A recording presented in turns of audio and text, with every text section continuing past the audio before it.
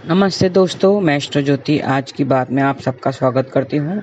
आइए आज की बात कर लेते हैं। आज बड़ा ही अच्छा दिन है, बुधवार का दिन है। बुधवार का दिन गणपति जी के निमित्त होता है, तो आज गणेश मंदिर जाइए, उनकी पूजा आराधना कीजिए, उनको दूर्वा चढ़ाइए और लड्डुओं का भोग लगाएं और उनसे प्रार्थना करके हाथ जोड़कर प्रार्थना करनी चाहिए और मंत्र जाप करना चाहिए। वैसे ही अभी गणपति उत्सव के 2 दिन बाकी रह गए हैं, तो हर्षोल्लास से आप मनाइए और गणपते नमः का जाप करते रहिए। आज धृति योग है और शतभिता नक्षत्र है। धृति योग में स्थिर हुआ काम किया जाता है। धृति योग में रखा गया नींव का पत्थर आजीवन सुख देता है। कोई भी अगर फ्लैट वगैरह लेना हो या नींव रखना हो किसी का, तो वो आज रख सकते हैं। और शतभिषा नक्षत्र है जिसका स्वामी राहु है और उसका संबंध कदम के पेड़ से बताया गया है। तो आज कदम के पेड़ की पूजा आराधना करनी है और उसे नुकसान नहीं पहुंचाना है। घर में ही हरे भरे कदम की आकृति का ध्यान करें और प्रार्थना करें। और शतभिषा नक्षत्र एक पंचक नक्षत्र है। मैंने कल बताया था, कल से शुरू हुआ था। धनिष्ठा नक्षत्र से लेके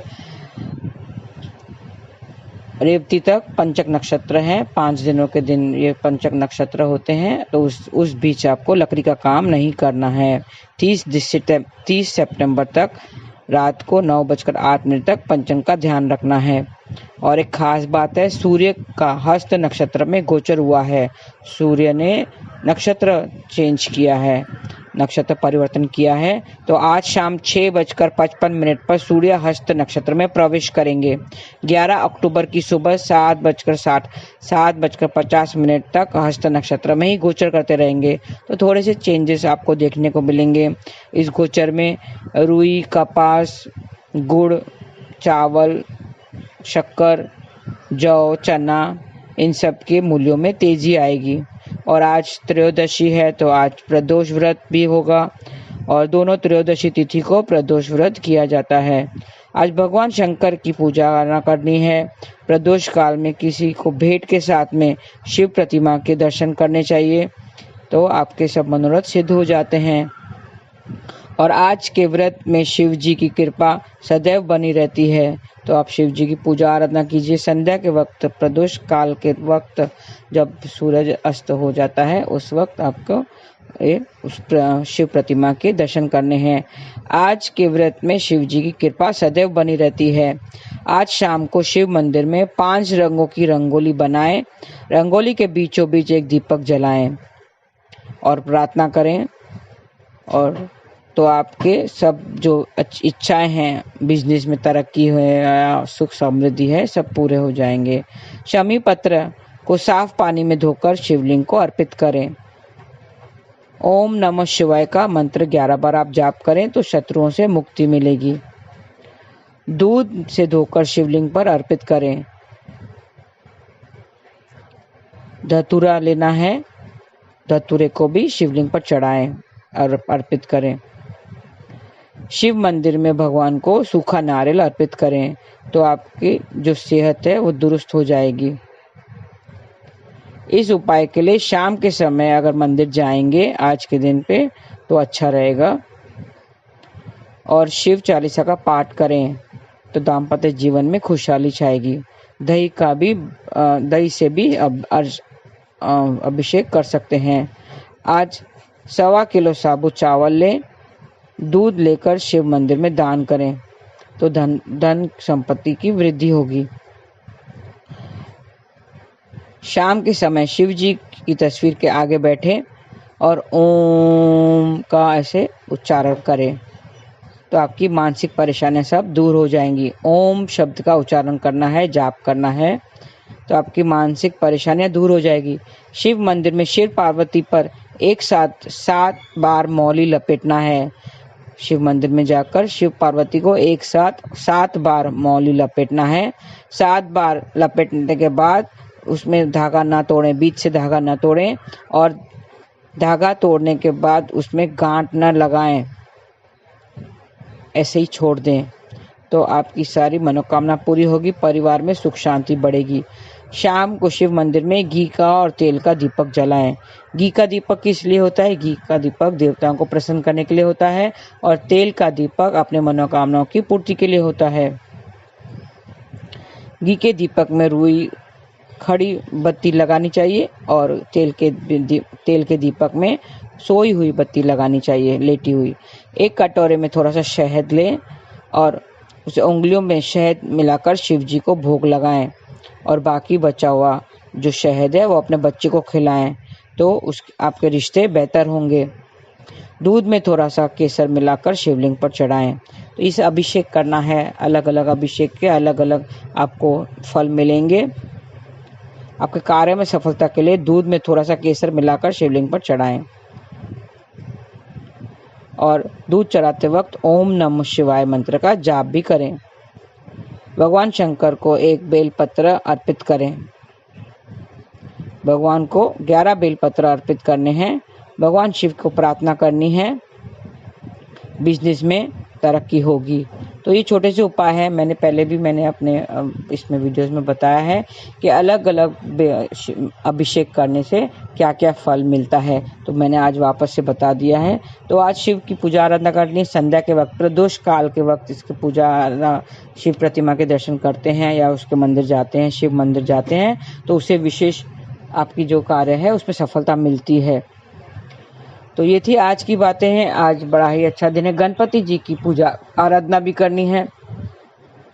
और अभी कृष्ण कथा की बात करते हैं, उसमें आहार से विचार, इस बारे में बात करेंगे कि आजकल के जो आहार हो गया है बहुत ही खराब हो गया है।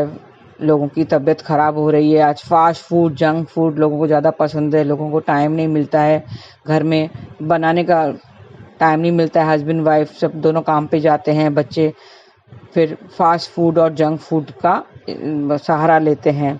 शरीर का विकास मैं बता दूं कि फिजिकल स्ट्रक्चर होता है और एक मेंटल स्ट्रक्चर होता है। फिजिकल स्ट्रक्चर है, शारीरिक जो भूख है वो किससे मिटती है? वो आहार से मिटती है। लेकिन जो मानसिक भूख है, जो अंदर का मेंटल जो स्ट्रक्चर है, वो विचारों से बनता है। तो आहार और विचार दोनों ही ज़रूरी है, दोनों अच्छे होने चाहिए। अगर आहार अच्छा हुआ तो हमारे मन विचार भी अच्छे होंगे।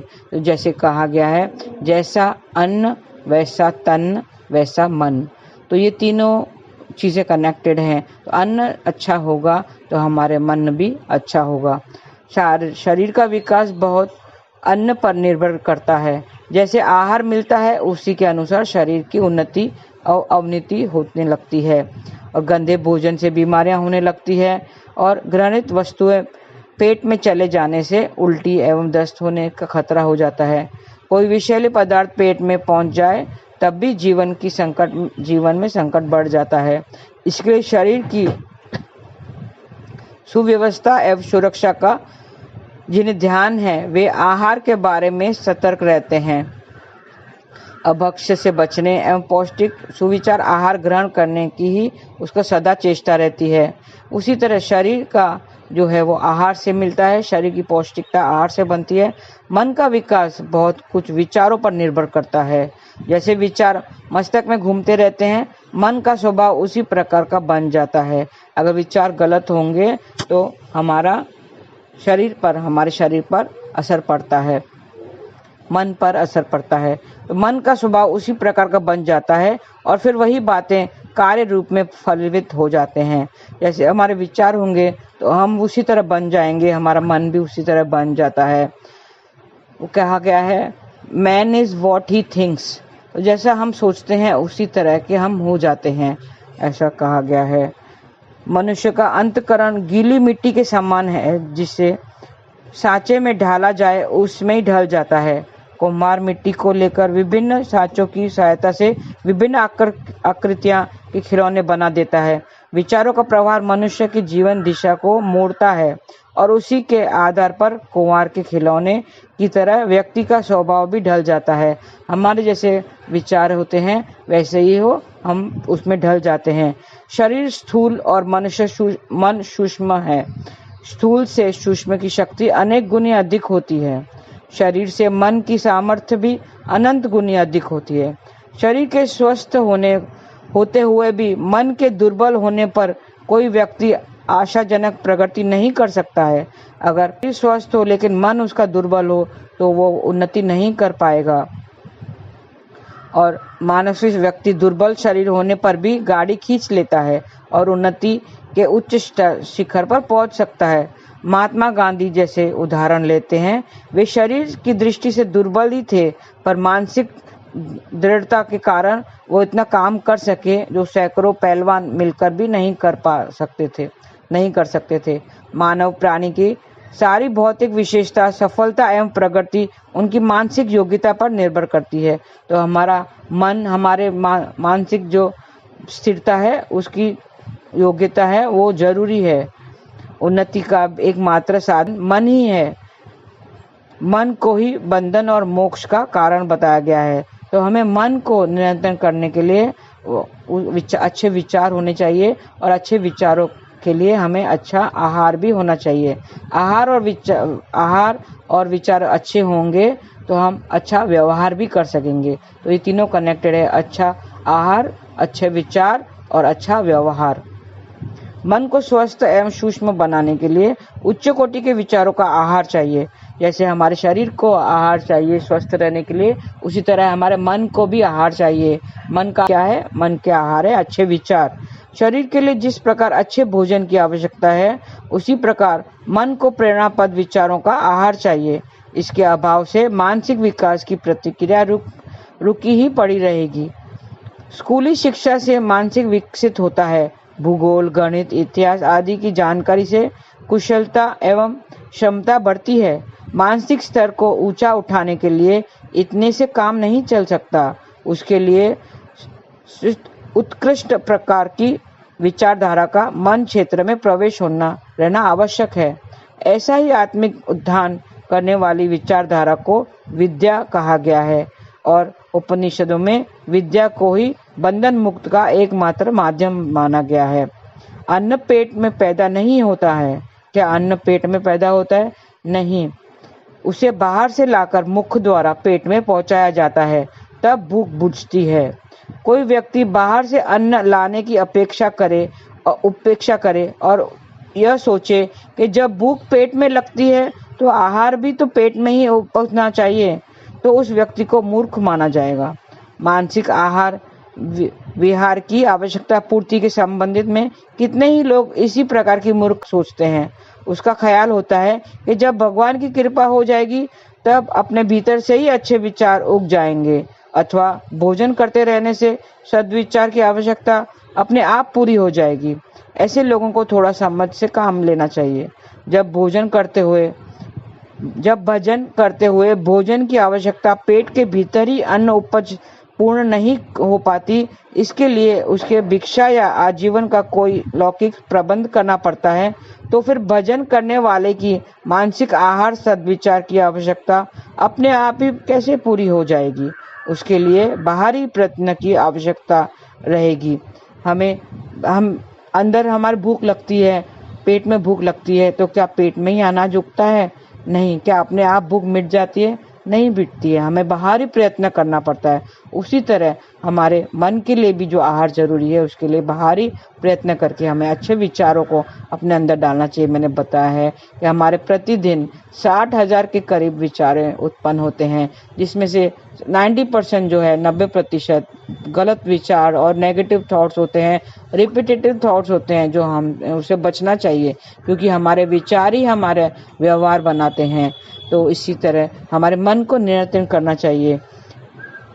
और इस बारे में मैं कल और संक्षेप में आपको बताऊंगी कि मन को कैसे हम कंट्रोल कर सकते हैं और उसके लिए हमें क्या करना चाहिए। योगाभ्यास की जरूरत है। योगाभ्यास की सारी प्रकृति का उद्देश्य मन को वश में करने के लिए है। मन ही हमारा मित्र है और मन ही हमारा शत्रु है, और अनियंत्रित मन हमें पतन और नरक में गर्त कर पटने के लिए दौड़ता है, और मन ही उत्कर्ष के लिए शिखर पर ले जाता है। मन ही है जो हमारा मित्र भी है और शत्रु भी है। वो अच्छी राह भी हमें मन ही दिखाता है और बुरे विचार भी मन में उत्पन्न होते हैं। तो इस बारे में कल मैं और विस्तार से बताऊंगी।